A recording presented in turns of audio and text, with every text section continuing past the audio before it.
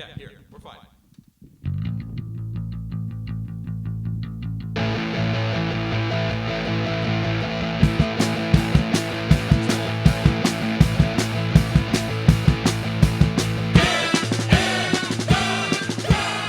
Hello, everyone. Welcome to Get in the Garage. We're a music podcast. For music lovers. Welcome, welcome. I am Mike here with... I'm Luke. I'm Jeff. And Jeff. What's going on, guys? How we doing? Fantastic. Good. Very good.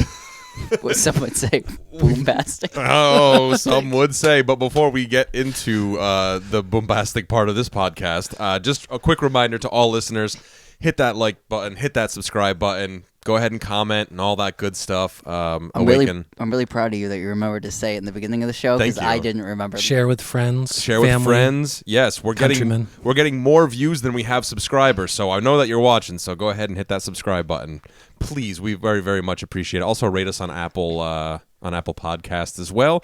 Also, an exciting news announcement. Ding, ding, ding, ding. You can now view our video podcast on Spotify streaming as well. So you can get video on Spotify and also on YouTube. So, yes. Onward we go, though, because I've got some very, very exciting news. In the world of academia. He was once known as Mr. Bombastic, now maybe Dr. Bombastic.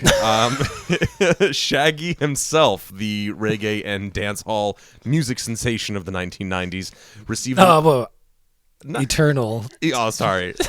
How dare I confine his timeless classics to the decade of the 90s. Received an honorable doctorate degree from the prestigious Ivy League college, Brown University, and gave a commencement speech to the class of 2020, which I thought was interesting. They didn't, from what I understand, they didn't actually get a proper graduation and all that stuff. So they didn't really get a proper commencement guy. Oh, I beg to differ. I don't know. I watched. They announced each name, and then they did that reggae air horn after each name. Yeah. Boom, boom. Janice Attell. They had a steel drum band. Steel drum pomp and circumstance. So what has Shaggy been up to, and why did he get to commence this? Well, as it turns out, let me get my pull up my notes here, my handwritten notes. Well, I mean, okay, so I thought it was kind of strange that Shaggy would get an honorable doctorate degree. But, I mean, Taylor Swift just got one from New York University. Yeah, it seems she's like really relevant, though. You think the Ivy League school would have, reached out to her? Listen, Shaggy was once relevant as well. And and apparently, I didn't realize this, but he's a philanthropist. He has, a charity, and he's, raised over $100 million of donations that went back into... Jamaica and the school systems and the health systems and all that stuff. He's really you can't bury the lead on me. You can't let me crap on Shaggy for 4 minutes and then be he's actually a good man. Yeah, no, take it. Take the hit. Take that fucking hit, Luke. Take what's coming to you. I'm ashamed. I'd like to apologize to Gandhi, Shaggy, Martin Luther King, Shaggy. Nelson Mandela. This may be my favorite. Shaggy again. My favorite segments on the show so far might have been every time we cover commencement speeches by musical artists. Musical artists, yeah. So Shaggy's been a real tight dude. He's been really holding it down for everybody. Yeah, he has. And all right, yeah, maybe there's he's become sort of a meme or something, if you want to call it that. But I did listen to the commencement speech, and I definitely suggest that you watch it because it's worth the watch. It's only 19 minutes long, and then he does it's only a full length TV. Continue. But then he does a great medley at the end too. Of course, I did watch this part of it. Yeah, so he did a medley, but he did talk about some of the things that he did in terms of his career, and so I guess Mr. Bombastic. And so Mr. Bombastic debuted at number 1 in the UK charts, number 2 in the US. It's the first time a reggae dance hall single debuted at the top of the charts. And also, the song Summertime charted at number 3 in the UK charts. So that's the first time that a reggae dancehall artist has had 2 singles in the top 5 on 2 separate continents. So it's a bit of a feat. And that was 95-ish, maybe? Yeah, I think, something somewhere around there. And then the Hot Shot album was the first and only number 1 dancehall album to go diamond. I remember that. To date. I remember on his episode of MTV Cribs how it's mentioned he had a diamond record with Hot Shot. He said it with a bottle of Cristal in one hand and Scarface in the other. A diamond record is no joke. He probably really. I'm clowning Shaggy over here because like in America he's pretty much like 2-hit wonder kind of thing. Like was a fad. 3-hit. 3-hit. Angel. That was the other big hit on Hot Shot. Can you sing that one for me? Well, the hook is an interpolation. Oh, you're my angel. Oh my God! You're my Yeah. darling. Yes. And then, thank you. I wasn't gonna do it. Oh my God. Yeah. It wasn't me. That was another one. Yeah. Right. So I mean, Right. he Or probably, wasn't it? if you have a diamond album, you really made out. He said You really made out. I think the song Angel and I think It Wasn't Me, those 2 singles, like, because I guess you can it might have been maybe it was the album that those 2 were on, because I don't think those 2 songs were on Hot Shot. They must have been on the second album. No, those were both Hot Shot. Those were Which both was Hot Shot? his big album. Right, Yeah. right. But he was saying something along the lines of like he was selling like 500,000 copies a week, and 500,000 copies, I guess, is a gold. Right. Is a gold.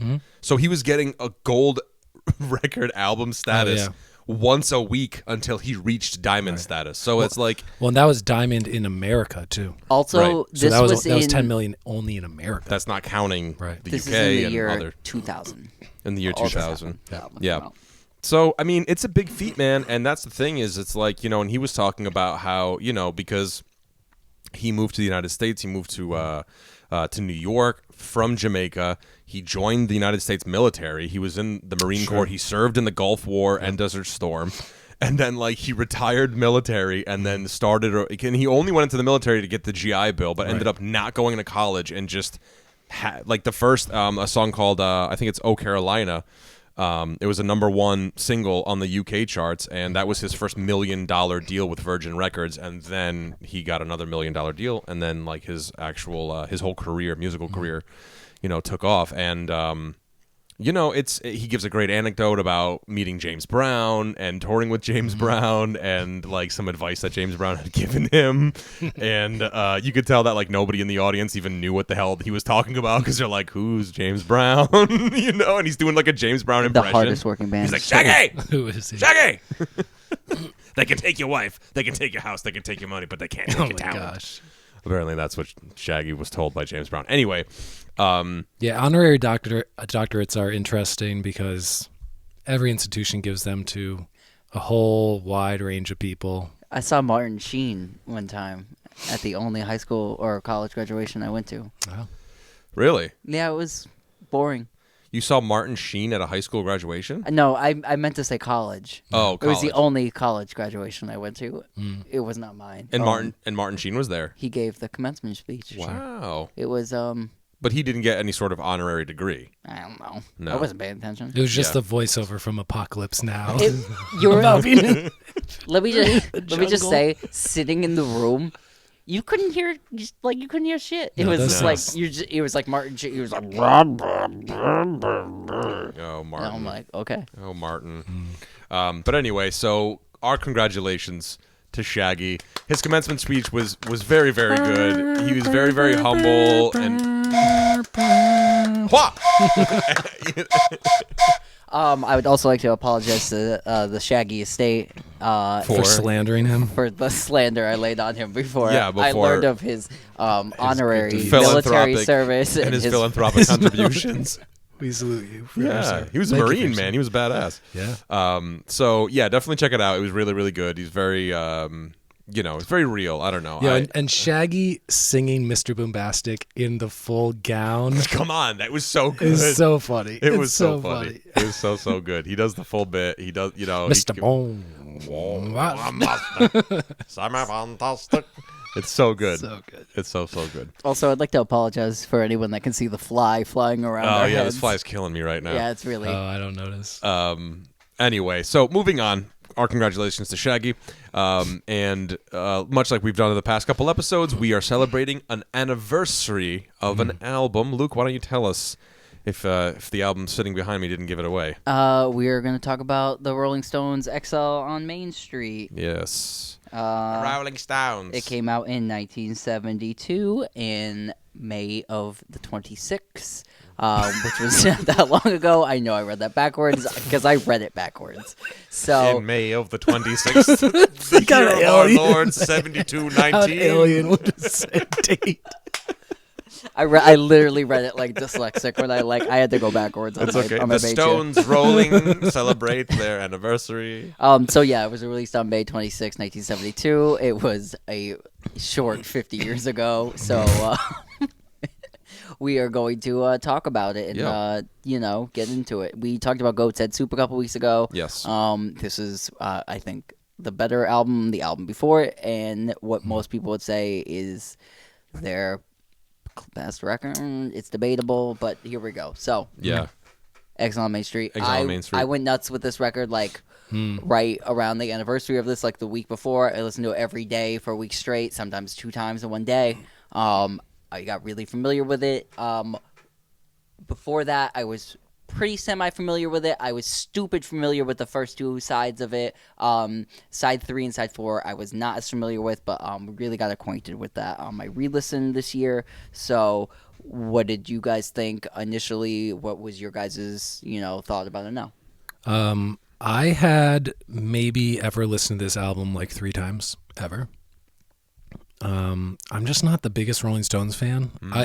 I love the singles, but even the couple albums that I do like the most, which would be Sticky Fingers and Let It Bleed, those albums are 10, 11 songs, and there's still like 2 or 3 on each of those albums that I'm just like, ugh. Yeah. Like, ugh.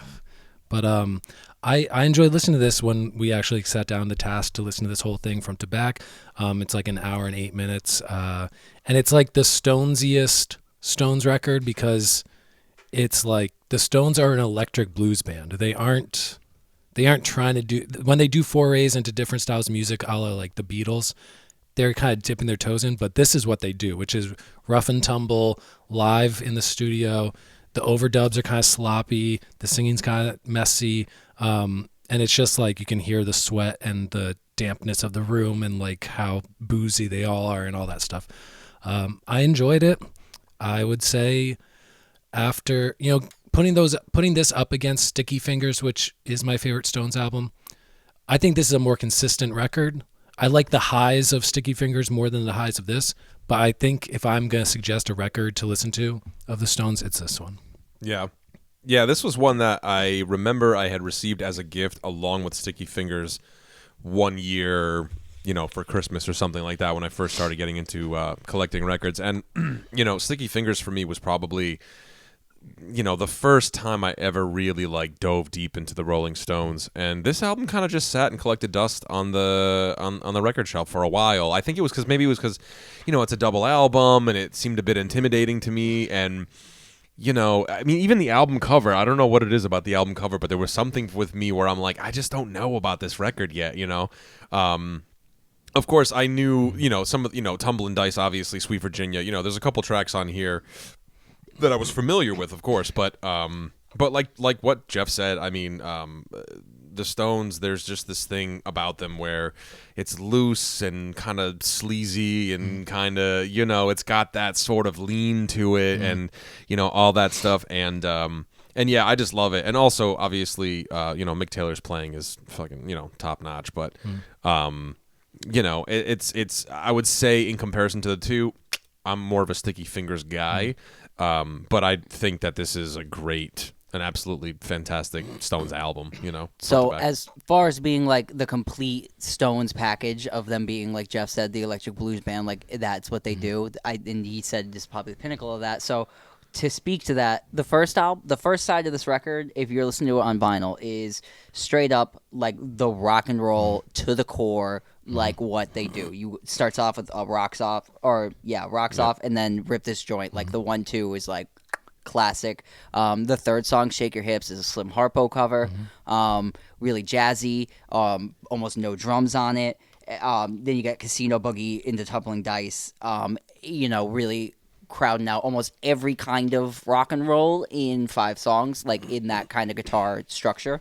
And then the second side is all acoustic bass songs. And the switch up of that for the double album is amazing because it's like it doesn't hit you with like 10 hard rock guitar songs in a row. Like it starts off with Sweet Virginia, which is like saxophony, it's soulful, it has all the roots of like American music. That's the other thing about this album too. The album cover is sideshow, like freak show performers, and it's like Americana into its core. This album is like searching for the American spirit of the blues from the Delta, and that's like the whole stylistic around it. Even to like I said, like you have the acoustic side, it kind of turns into some gospel type of stuff. Gospel is like kind of on side 3, and then 4 experiments with like gospel and R&B music. So this album touches on all the things, and like Jeff said, it does. The Stones do this what the Stones do the best. I think in like the later half of the album, Shine a Light is a great example of like the gospel-y soulfulness of the Stones. And honestly, that's a pretty like Shine a Light's the name of that Scorsese doc live show doc, but it's really an underrated Stones tune. It's a fucking killer Stones tune. Yeah. It's buried so far back on the record. But like Shine a Light's really good.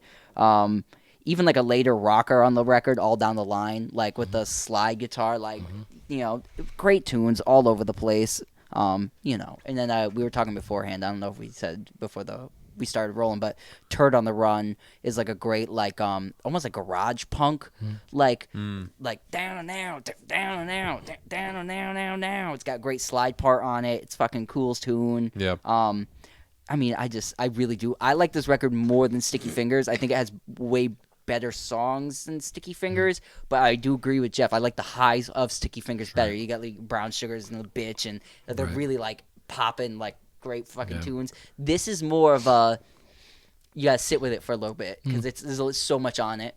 Yeah. Good road trip record, I think. Well, it was made on the road, mobile recording studio while they were escaping tax issues in England. So it's all recorded mobily in France.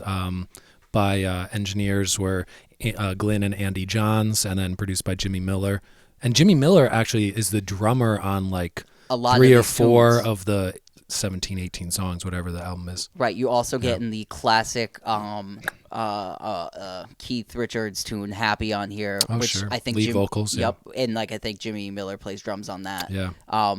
But it's all stuff like that. It's like I think guitarists are playing bass on over half the album. Yeah, Bill Wyman. Bill Wyman's on 8 songs, maybe 7 or 8 songs. Barely plays on this record, and it's a lot of. I think it works to the band's advantage in here because you like it created like spark of the moment kind of songs with like who was there and who could do what, and I think it worked a lot in the band's favor. But and I mean, Rolling Stones, it's. Who cares? Band dynamics, all that stuff. But the fact that like they never kept a keyboard player on as official member is just like, why? Because Nicky Hopkins plays all over this record, and he played on like 11 straight albums with them. Ian Stewart, who was an original Stones member, he plays piano on 3 or 4 of these songs. Who plays electric piano and organ on 1 or 2 songs? Is it Billy Billy Preston? Preston, yeah. Yeah, this is the first Billy Preston record or Stones record where Billy Preston comes in. And the keyboard, like that boogie woogie bar rock, like even right now we're playing a track and you can hear the little plinky piano in the background. The horns, like you mentioned, this album has a lot of that classic soul horns. Saxophonist Bobby Keys, trumpet player Jim Price, who played on again 11, 12, 13 years worth of Stone stuff. I just think this is them at their Stonesiest. Yeah. Oh, what's the name of this track? It's playing in our headphones. You guys can't hear it. I just want to see his face. Yeah, this is like a great. This is like the most like psychedelic thing on here. It's like, but it's there's almost nothing in the track. It's like vocal. It's like It's like gospel spookiness. But that's the thing. It's like gospel spookiness. This record is, I think it's not as instantly rewarding as Sticky Fingers, but more fruitfully, Sure, yeah. Yeah, once you get into it. Yeah, it's I mean, this is my favorite one. Yeah, it's really. So this is your favorite Stones album, this one? Yeah, like hands down my favorite Stones record. Yes, all day long. All day long. Jeff? I've only listened, so now I listened to it twice this week, which means it was the fourth and fifth time I ever listened to it possibly. So I can't really say it's my favorite. But like I said earlier, Sticky Fingers, which is my favorite, has, I would say, 2 songs that I just kind of skip all the time. Sister Morphine. Is Moonlight Mile on that album? Yep. Sometimes I skip that. Oh, see, Dead Moonlight Flowers is that on that album? Dead Flowers and Moonlight, and I love Dead Flowers as a tune, but like for me, that one, Sister Morphine are like the bummers on that record. I don't know. Whereas this, I enjoyed it, and it's a double album. It's long, but it's like an hour and 10 minutes long. It's like whatever. This is a very current albums are double this albums. long. Yeah. Speaking of which, we'll talk about later. Yeah. Double album. Yeah. So I would say this is a very good album in my estimation. And I would say, even only listened to a handful of times, this is now right there, neck and neck with my favorite Stones albums. Yeah. Yeah, same here. I'll agree to that. The drumming always sticks out to me on the Stones. Yeah. What a loss. Charlie Watts is one of the big... Charlie Watts, but also Jimmy Miller's songs, the songs that the producer played on, just that, I don't know, because it's when you play a beat that's ducka ducka ducka ducka, to say that swings, it doesn't make sense because it's metronomish, but like there is a humanity in it, and there is a bounce and a groove in it, so it's really good. Did they do, like, in terms of recording and stuff, because I'm sure you've probably watched more footage and whatnot, did they do the Ringo Starr thing where they would like deaden the drums with... I mean, I'm sure. I think it's more like haphazardly with the Stones, because this was recorded with the Rolling Stones mobile recording unit, which was used on like at least like 150 different records. Right. Check out that list on Wikipedia. Very fascinating. But this was recorded in a chateau basement. It was like, I think anything was anything, whatever they had to get going. So, and the classic Glyn Johns of far miking. You could the hear drums. the room on a lot of it, like especially on like Shake Your Hips, when it's just the... You could like hear that whole the room. This Stonesy effect. What song is this? This one is, let me see. But here. that Leslie, Let It Loose. that Leslie style guitars thing. That's on 2, 3, 4 of the songs on this that have that Leslie guitar effect, which is really classic Stones. This song is another like killer, like late Jagger, like really Jagger heavy, and like the later side of the record, and like all of these are like killer, like put on a mixtape for your girl kind of shit. Like they're good. They're good. Right on. Well, so happy 50th birthday to Exile on Main Street. And a celebration of tax evasion. And the celebration of tax evasion. Yes. And they're still out there on the road. Yeah. Raking in $25 million a year touring. Evading those taxes to this day. Yeah. Yeah. Yeah. I mean, the Stones were on the run from 1970 onward. They were like literally exiled out of their own country. A bunch of those bands in the 70s. Tons but of them. England had, during that time, like 70% of your money was going to taxes. Yeah. So there you have it.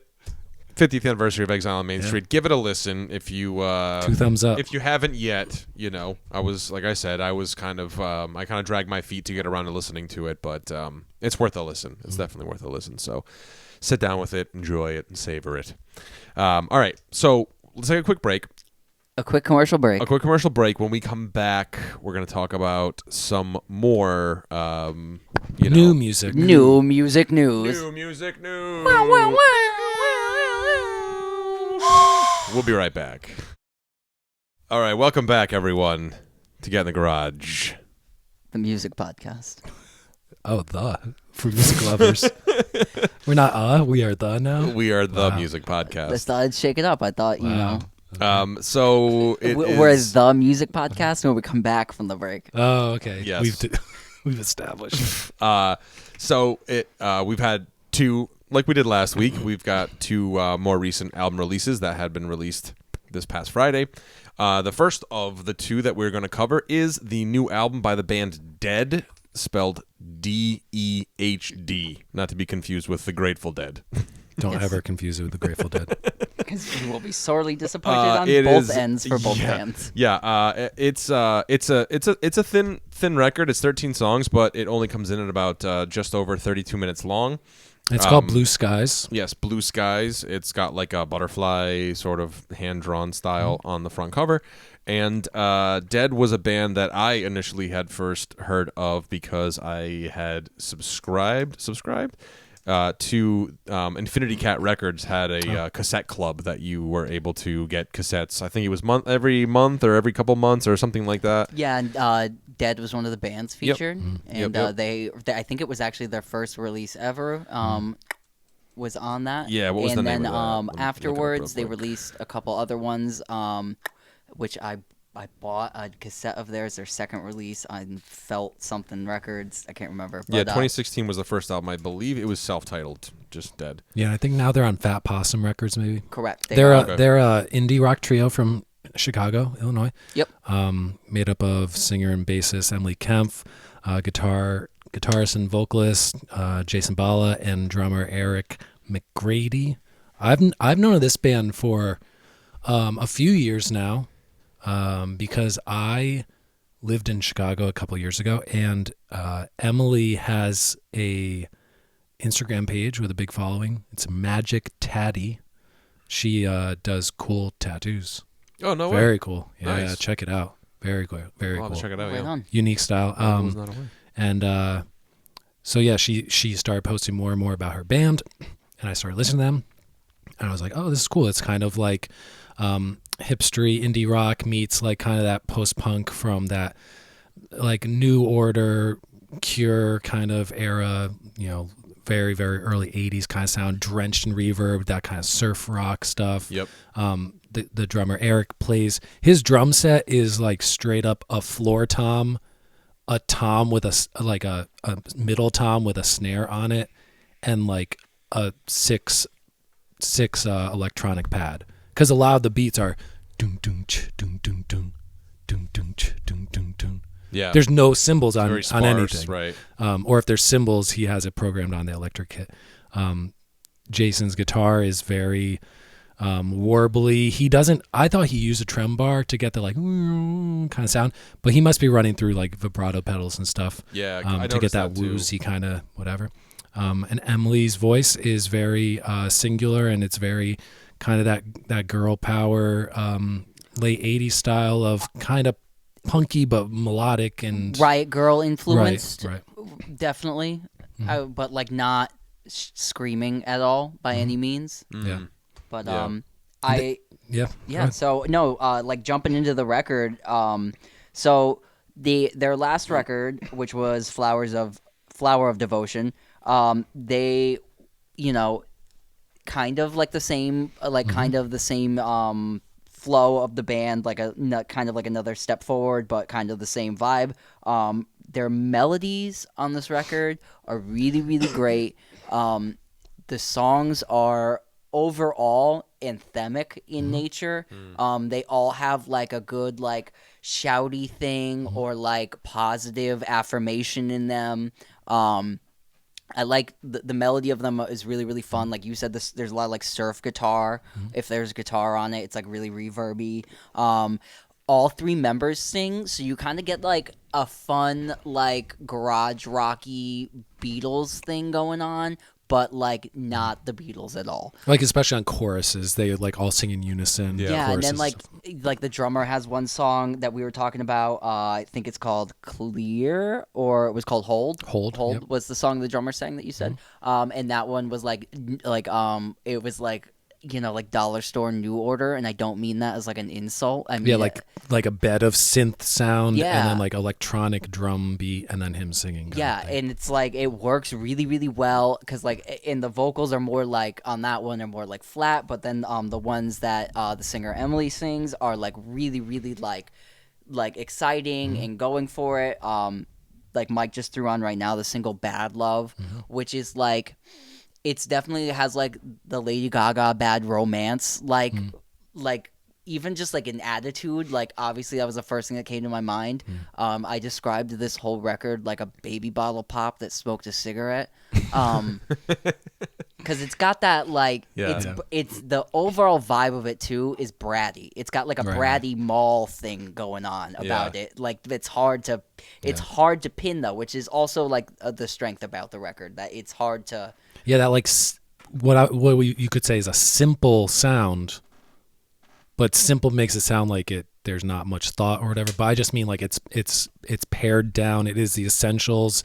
It's the simple, like the very bare bones drum beat, just the dun dun dun dun dun dun dun dun dun dun type of bass, and then like kind of guitar and singing over. It's like, and every song is in a similar mood. There are some of those synthesizer based songs, but I see every review I see of it is like, this is road trip music, and it's like, yeah, it's probably on every Spotify like road trip playlist right now, the generated playlist. Yeah, like the song, like obviously still playing "Bad Love" is it's a great single. It's like a pocket song. It's got a great chorus. It's like, who cares what she's saying in the verse? Like it's anthemic as shit. Like it's good. And then it's got the "don't bore us, get to the chorus" kind of thing going on. And even this outro where she's doing the run, baby, run, like that's like a second kind of chorus thing.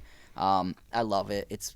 The whole album works. And the other great single on here too, "Stars," is like another tune where it just works really well, and it's almost like the A-B of those two singles together, "Bad Love" and "Stars." This one's like more, I'd say like glitter rock kind of thing, glam. That's what I was trying to say. I didn't really mean to say glitter, but like glam rock kind of thing. But it's garage rock, glam rock thing. Yeah, it's also got like a B-52Z vibe. That idiosyncratic type of vocals that are just like, it's singing, but it's so much of their natural voices in the singing. It reminds me of like Jim James from My Morning Jacket style of singing. Yeah, because it's like, it's speaky singing. So it's almost like has that twangy realness to it. They did a great KEXP session maybe a week ago where I think they played 4 or 5 songs, and that trio sound of like, this band sounds exactly the same live as they do on this record, which I think is a great strength, because that's the point. The point is to go play it live, and you know they're indie, like in a van touring the country. Yeah. 250 days a year type of thing. And this is like a record too we wanted to shout out, because like it was something that we all kind of naturally saw this band like progressing, because you're familiar from location and us just from kind of like just following them naturally.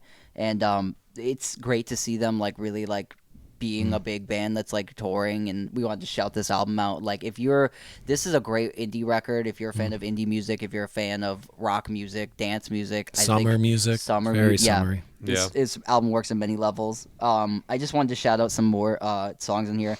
"Empty in My Mind," I really loved. It was like grungy and like 90s like moody Kurt Cobain-y, but like not like, but like light tea of that, but like again not an insult.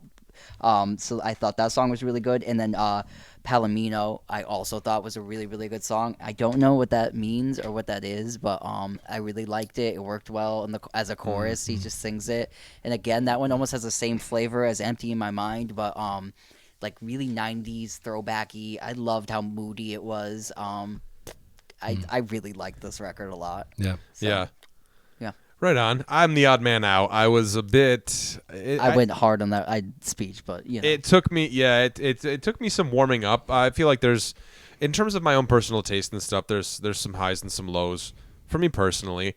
But I do love that kind of like warbly guitar, that surfer rock thing, those kind of like single note guitar lines kind of thing, to like that kind of takes up the space. I feel like there's a lot of like. I feel like a lot of the things that's driving this music is more on the rhythmic end, and then like the guitar is just kind of there to support and create like fun textures and kind of that creates more of the mood. Yeah, this fly is killing me. But it took me. I haven't even noticed. It was right around his mouth that whole time. Was it?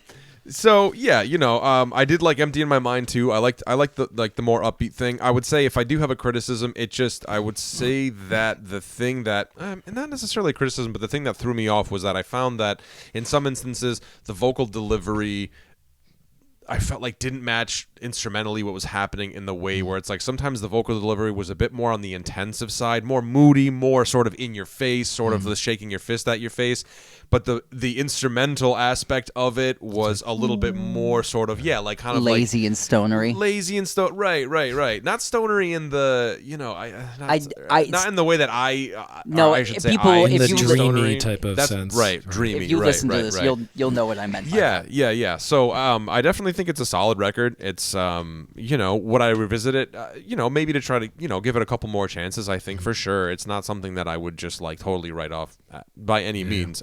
But I definitely, what I started doing was I started going back into their back catalog. Not that there's many albums that precede this record, but just to kind of get more of a reference point. I think it was that I thought I remembered liking this band. I misremembered, and it was not the band that I thought that it was. Because you get the Infinity Cat cassettes, and I had quite a few of them, and I had them mixed up. I had it mixed up for something else that I remembered really liking.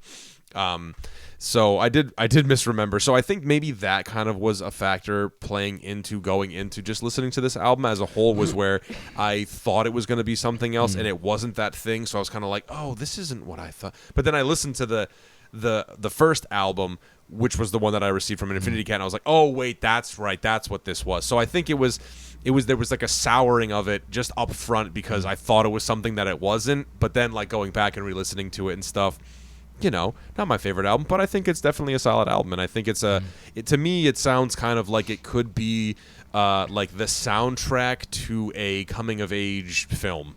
It's like a John Hughes type. If Breakfast this was Club in, type of if film. this was the like, soundtrack to like a modern Juno kind of movie, right? Yeah. Right. That's what I heard when I listened to this. It's just got so much character. This album has character. Yeah. This band, and I think the three singers too. It gives enough vocal variety where you're like, okay, cool, because it's almost kind of like, and I think maybe that's why I think it would work well as a soundtrack for a film. Because you have a strong female lead singer, the drummer has kind of this own distinct voice. You know what I mean? The guitar player has his own sort of voice going on. It almost kind of gives you this different perspective that I think would translate really well as like a soundtrack to a film, like a young person coming of age style film, because it gives this sort of like feeling of like different sort of perspectives and different kind of like textures and stuff like that. You know what I mean? So yeah. All in all, I think it's a solid record. And this is music that's like being pumped by Spotify and billboards and stuff like that currently, and they're getting written about in all these magazines. But these are people our age and a little older. So this isn't like a band that's all 21 years old. These are all people in their mid to late 30s. Right, and they're a hardworking band, man. Yeah. They're like you said, man. They're like in a van touring. You know what I'm saying? So like there's a certain point where you have to look at a band like this, and not they're contemporaries right now, and who's getting pushed more in terms of popular music and stuff like that. Like this is a band that's earned that kind of stuff just from effort and all that stuff. So scale of 1 to 10, will you rate it? Be honest. I mean, I'll go 7. 7 out of 10. You going 7? I think your 7 out of 10 is getting more of a 6 out of 10. I think it's more of a 4 out of 10. That's what I think too. But I'm just answer honestly. If you think it was a 4 for you, it's a 4 because for you. I think that tell us the truth. Jesus Christ. I'm just saying, just because, like, this is my thing, man, is that just because I didn't necessarily connect to it doesn't mean that I don't think that it's like an effective album in terms of what it is that they're trying to do. Week, so. Yeah, right. So maybe personally, maybe like a 5 to a 6, but for the effectiveness and I think what they were trying to go for, I think they accomplished it very well, and I think it's a very well made record. I think it was engineered well. It sounds really good. I think they're talented musicians and stuff, so for that I'll give it a professional 7. They have nice parents. They have nice parents. They have a nice van. I'm saying a 7. I enjoyed it, and good summer music, and it's good music like Flower Devotion and Blue Skies. You put them back to back, and it's kind of just following the same progression, which is not a bad thing. It's like, give me more of what I like. Yeah. I would give this. It's an 8 for me. I think it's. Yeah. I like the whole vibe of the album. I could play it. It's like ear candy for me. It's a really, this is my kind of record. 8. Right on. All right. Well, there you have it. Blue Skies from the band Dead. Give it a listen. Tell us what you think. Drop a comment. Did you connect with it? Did you not connect with it? Let us know. Give us a rating. Your rating. Give us your rating. Okay, so next up, we've got... Oh, with the Exhale. The Exhale. So Exhale. I'll intro this one. All right, give it to us, Luke. I think I'm probably like the Wilco guy at this table. So I do like Wilco. I'm a fan of Wilco. They released their new album, Cruel Country, last Friday. And we listened to it. It is a mammoth of a record. I believe it's 22 songs. It is, 21 songs. It is an hour and 17 minutes. One of the longest records I can even think of. Really? I mean it's long. But... It's up there with like some of the It's up there with some of the longest records. It's like it's an hour and 20 minutes essentially. Is it as long as the Mastodon album? Yeah. No. or the latest Tool album. No, it's like 12 minutes shorter. I know what you're trying to say, though. In that category of 12 minutes shorter, man. Like, what's another 10 minutes on this thing? And also, not to get into as a negative, but just honest, it felt like a long album too because I listened to it and I got to where I'm like, okay, yeah. And I looked at the thing. I was like on song 8 of 22. I'm just like, oh my god, because this is a band of dudes who they're straight up. I think the youngest band member is 50. Yeah. And the oldest is like Nels Klein is probably 65 years old. So these are older dudes. I didn't realize that. Yeah. He's a decade older than anybody else in the band. So it's Wilco, it's a lot of tempos like dun dun dun dun. So it's that country kind of twanginess and that like pedal steel.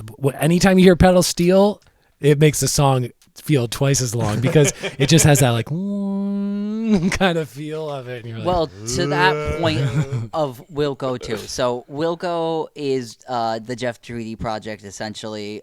It's formed out of like his 90s band Uncle Tupelo, who was alt country. If you ever hear the phrase alt country, it's specifically born out of the Jeff Tweedy projects. Yep. And so I think this was like obviously something. I think when he formed Wilco, he avoided that to make like a straight up like pedal steel country song. Yeah. And this album is the first like alt country record he's made since being in Wilco. I mean, a lot of the stuff is tinged alt country. Yes, we do understand, but this is the first like forward facing since his days of like inventing the genre of what we would call alt country today. And to be straight, like as a Wilco dude, this record did somewhat underwhelm me on some level. Yeah. It's really long, which is obviously we said that, but the heartbreaking thing is about it is it's long, and then the other thing is none of the songs are specifically bad. So you have this thing where you're listening to these songs and you're just like, okay, but they don't really kind of like flavor all that differently from one to the next sometimes. Yeah, there's a lot of like sort of this redundant kind of feeling with this album where you're like, well. At least for your me. Opinion, yeah, sure. I'd say for me. In that sense where I'm just kind of like, okay, this is just kind of like the last song, but all right. So, for me, that's how it kind of felt the first time I listened to it. Yeah. On repeated listens, the lyrical content becomes more fruitful on every single listen. I've probably listened to this 6 times, and I said it's an hour and 20 minutes. I would recommend listening to it on shuffle. I don't like the run order of it. It seems to me that it's kind of like, it starts off with more of like, country, like American, critical kind of thing. And then it kind of switches at like, Bird Without a Tail, that kind of thing. And then it kind of we have another 7-minute song on here, which is, I'm going to have to find real fast because I want to know the name of it. Many Worlds. Is that the name of it? Yeah, Many Worlds is that's the one that's got kind of like that Grateful Dead-ish outro to it. At that song Many Worlds, that's for me is like the break in the album, and it like gets really jammy, and then after that, it really, really picks up with like some of like what I think is better like more, or not better, but just more like upbeat tunes. Like Falling Apart right now is like a fun country ditty that like could have been like way more placed, like well placed up front to like give it kind of more of like a character of like of lightheartedness, because like that song's like, you can't be the one falling apart if I'm falling apart, like we quit in the relationship, but it's kind of made like a tongue-in-cheek kind of like fun song. And then like just those kind of things, the fun of the back half of the record, the tongue-in-cheekness, the lightness of his like relationship and personal personal things. Like in one of the songs, he like even talks to himself. He's like, "Hey Jeff, like, man, we can't be doing that right now." Like, and it's really like sweet to hear him like reference himself in a song and like really be like the forward-facing character, as opposed to "I'm an American aquarium drinker," which is like, you know what I mean? It's really like it's like a loaded like metaphor like in itself. And then like these times he's being more like facing with himself in his audience. He's saying, "I am Jeff. I will tell you about my family life and me," and like a little bit more. You know what I mean? And that's where like the back half of the album had all that like sweetness in it, where like I did agree with like a lot of his like, you know, like that what was that line in Cruel Country, the title track, "I love my country just like a boy," you know, and it's like, "I love my country, cruel and stupid, red, white, and blue." It's like, you know, it's heavy stuff in like the first half, and then like, you know what I mean? Yeah. Like, but that line is like, that song is great. It's just, it's a heavy tune to be. There's a lot of heavy tunes on here though. To be track 2 in an hour and 20 minutes. Welcome to Wilco. See, I'm a Wilco novice. Sure. You know, really. I mean, I loved the album Star Wars. I remember when that came out, and I listened to that album. That was 2013 maybe? 2016. 2016? Was it 2016? It definitely was. 2015. Oh, that's close. But yeah, other than that, I mean, maybe a couple tracks off of Yankee Hotel Foxtrot, which was like the big record. But yeah, Cruel Country, I was talking to Luke about it though the other day, and we were talking about it in the way that's just kind of like, you know, Ode to Joy came out in 2019, this album of this year. You know, we kind of keep coming back to this kind of overarching theme, which is just like, you know, we're seeing now is kind of like these records that are coming out, this sort of like post-COVID album, you know, and maybe that's why it was just such a chunker of an album, because it was, you know what I'm saying, like it was written during those times, and in some regard it feels like it was written during those times, you know.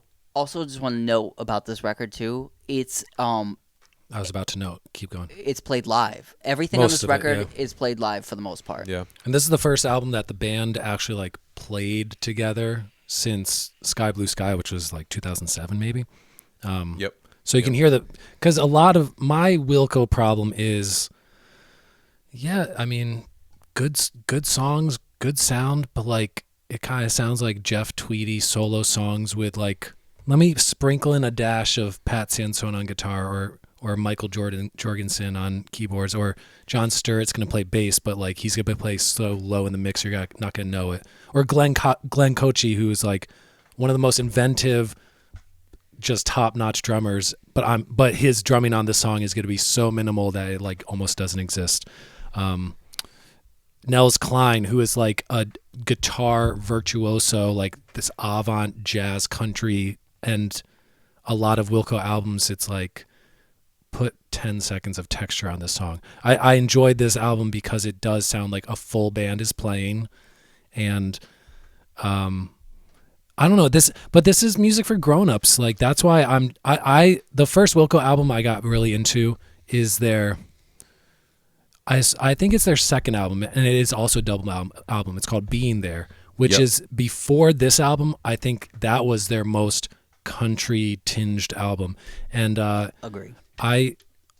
That was dudes who were 30, 31 years old making an album, and this is dudes 55 years old making an album. It's just very different, but I think it's great music. It's just very low energy and subtle, and this is like the music you put on if you have a barbecue, you play your high energy stuff during the day, and then you have a campfire set up, and you're just talking with your friends and roasting marshmallows, and you have this on as good background, like where you can still key into it, but it's It's mood music. Like this, it's beautiful. This is great. This is Yeah, But also, this is probably my favorite. I listened to this shit at 8:30 in the morning, and I was like, I made that, dude. I made the same mistake. I was driving into I can't work. do this. It's gonna make my whole day just. Don't do this on your Yeah. morning drive. This No, album this is not a morning is drive coffee album. on your day off. Start your morning. If you're having like This a long is If you're morning, gonna do it in the morning. This is 9 p.m. or later music. See, I felt like I but listened to that's this and I was it like, does have that great late night settle by Yeah, yourself that's why I feel. love it. Yeah. This song we're listening Yeah. to Tonight's the Day is probably the most like Wilco-y experimental song where they use the full band.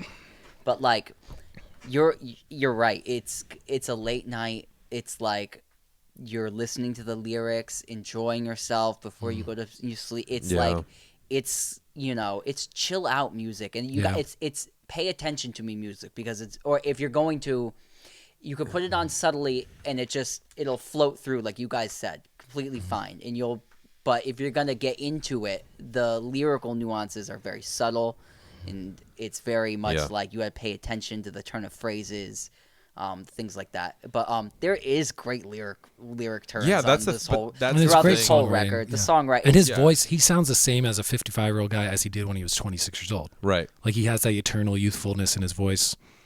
Yeah. I think it's a great record. compared to the My Morning Jacket But it's, record that came out this record. like last fall, Yeah. it is leaps and bounds above that, and I think it's like a way better record than that.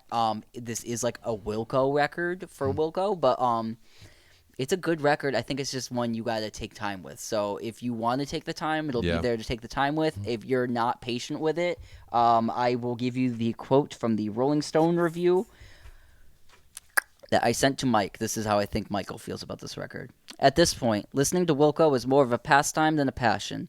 It's like fishing or watching youth sports. If you like it, you can do it all weekend. If you don't, the level of tedium can become almost psychedelic. So There you go. Yeah. I feel like that was a really great sum up of this album. If it's for you, it's for you. If it's not, yeah. it's not for you. So To me, it feels like a fall album. To me. that as well. It feels like a fall, but like beginning of fall, because I like what you said, where it's just like you have the campfire and all that kind of thing going on, for sure. But like, just getting into sweater weather. This tune is really good on Yeah, here, this too. this song is good. What song is this? Let's just give a shout out for people all across the world. But yeah, like just getting into sweater weather. You know what I'm saying? Like you're having you're having like a little fire, and you're kind of listening to this, But also, like Jeff and I had agreed on, not Not an 8 a.m. You texted me at like 7:15 and you're like, I'm listening to a Wilco album. Somebody kill me or something. Because you can't start your day with this. Well, what's No, worse was I well- was riding into work, right, Yeah. and listening to this on like a rainy morning too, and I was just like, "Oh, this was a bad idea," But it's context. It's all, you know what I'm saying? It's when you get your hands on the album. So, but of course, masterful songwriting. You can't argue that. You know what I mean? Like amazing songwriting. The other thing too is like what I said to Jeff before you even got here is I'm the biggest fan of Wilco when they're making an art rock record where they're throwing paint at the paintboard and seeing what sticks and like mixing this and that, and I like them at their craziest when it's like noisy as all hell. That's my favorite Wilco. So this being a very conventional bass drum guitar laid back affair is probably where I wasn't as excited to generally listen to it, but they're all killer tunes. It's very mellow. If I was going to sum this up in one word. Yeah, mellow. It yeah, is- well said. Because that countryness, man, that it's shimmery and shiny and it has a life to it, but And to say it's country, you just listen to it for 10 Yeah. seconds and you're like, and to say it's country too, it's like that telly twanginess with the slide it's guitar. very the Bakersfield lap steel. country. It's Right. not like California, yeah. it's not Hank Williams at all. No. So it's another just, Chicago band, actually. Recorded at the Oh, Loft yeah. in Chicago. You're damn right. Another great Instagram page to follow. I believe the tag, the page is The Loft Chicago, and they put up all the Okay. collection of instruments that they have. Yeah. Wilco has one of the greatest Yeah. Japanese guitar, weird guitar collections and pedal collections. Yeah. And Yeah, I respect Right this on. the live in the studio nature of this because you can tell other than Yeah, it feels. other than some harmony vocals and maybe like a couple guitar overdubs, it sounds like everything was recorded in the same room. So it has that it seems like it could have been made in 1970 type of sound. Right. Yeah. Check out Tonight's the Day. It's one of like the artier record songs on here. It has like that great guitar thing, and to have known it's done live is very interesting and Nels wonderful. Klein, he's crazy, man. Oh, what a great guitar he's player! A genius. He's Wilco's secret weapon. Yeah. Wilco wouldn't be around without it. Yeah, just real quick to rattle off, because I just wrote down a couple of songs that I really did enjoy on the album. Let's hear it. Falling Apart Right Now, we already named that one. Cruel Country, that's the second track. I think that's a great track. All Across the World, that's a really good song. Darkness is Cheap, that's cool. It's got like some like cool, that one? That was my least favorite song. Really? Of the whole See, record. I like the horns. I like the sort of brassy horns and the piano work behind it. I did like Many Worlds, of course, just because it's got that moody sort of intro with it's just kind of like soundscapey vocals and stuff like that, and then about halfway through a band kicks in, and then it goes into like this Grateful Dead kind of jammy outro thing. I did enjoy that. A Lifetime to Find, I really like that one too. That's got like this upbeat sort of country-ish sort of trot, and I like the lap steel work on that one. And then The Plains, which is the album closer, I did really like that tune too, because it has this sort of like Mexican influenced kind of guitar work on it that I really did enjoy as well. I really liked. Did you guys listen to or like stand out? Heart's Hard to Find. With My heart's hard to find. Sometimes I loved that. Yeah, like, and I love his voice, dude. I do love Jeff Tweedy's voice. Yeah, it's so really good. Again, if we're gonna ratings, yeah, let's hear it, dude. I'll do a solid 7. I think it's a solid 7. 7. I say 7.5. If it had like 3 more songs that were up tempo, it'd be higher. But yeah, it's just 7.5 just because it is that subdued and sleepiness character. But it's beautiful, and it's made by pros, like guys who, and a unit. This band, current incarnation, has been together for I think 14 years. So yeah. Right on, Luca. I think this is gonna grow on me and maybe like become like a more favorite. Same. But like I think it's 7.5. I think the real secret of this record is like years ahead, and like nobody really might know it yet. Because I think a lot of the songs on here are really sweet and or like when we are 45, it's gonna be like, yeah, I can dig this more. Yeah. Right on. So there you have it, Cruel Country by the band Wilco. Check it out. Let us know what you think. As always, give us a like and a subscribe and comment below, and let us know what you think of this album, man. Also, real quick, this record you said is the vinyl format of it itself. It's delayed the release. Oh yeah, right? I think it's June 18th. I don't know why. I remember what the record store lady Thanks a told lot, me. Obama. Yeah, Thanks, Obama. Thanks, Obama. So I went to the record store to get it. I should have called. I actually went to get to the record store to get both these records. But I just instead he got offered a job. Yeah. I did get offered a job.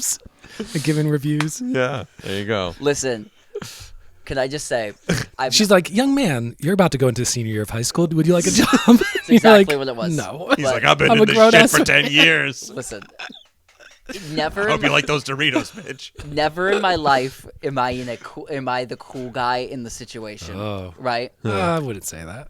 I would say that. So, like, not good at sports. So, like, you never. I got nothing on it.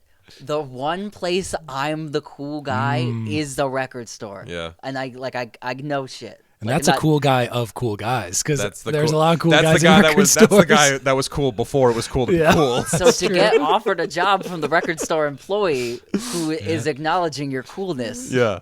It was like a bestow. I was like, oh man. I was like, I fucking walked out. I walked out of there with someone who was like, man, you're real good looking. Like, I was like, I do have good taste in music. Anyway. I say that all very jokingly. I know that sounded very pompous. No, but, no. It's all good fun. We're just having a good time. To shade, you know. Yeah. I know. Well, until next time, guys, this has been Get in the Garage, the Love, music peace, podcast. hair grease. For music lovers. Love one another. Love one another. Have a good week at school. We'll see you next time. Wilco, see you next time. Oh!